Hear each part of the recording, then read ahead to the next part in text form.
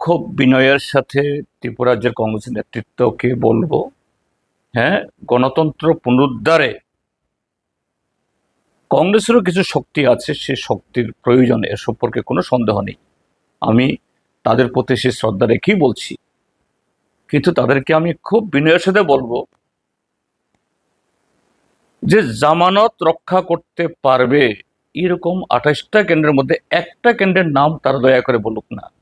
তারপরে তো এই জায়গাতে তাদের সাথে আমাদের সিট অ্যাডজাস্টমেন্টের প্রশ্ন আসবে। 28টা সিটের মধ্যে তাদের জামানত রক্ষিত হবে, একটা সিটের নাম করুক। কাজে গণতন্ত্র পুনরুদ্ধারের সংগ্রাম এটা আলাদা, আর নির্বাচনের লড়াই আলাদা। তো যে নির্বাচন, এই ক্ষেত্রে তোমার কোনো ভোট নেই, তোমার কোনো অ্যাক্টিভিস্ট নেই, কর্মী নেই, এবং তোমাকে দাঁড় করানো মানে এটা কি?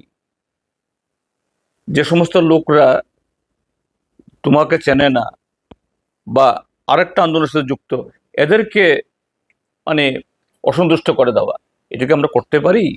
কাজে কংগ্রেস তারা, হ্যাঁ, সারা দেশের ক্ষেত্রে তারা বড় দল, এটা আমরা সবসময় স্বীকার করি। কিন্তু অযথা এই ত্রিপুরা রাজ্যে সব জায়গাতেই ওই হিসাবে তাদের শেয়ার দিতে হবে, এটা যদি বলা হলে পরে এরা বাস্তবকে তারা অস্বীকার করবে।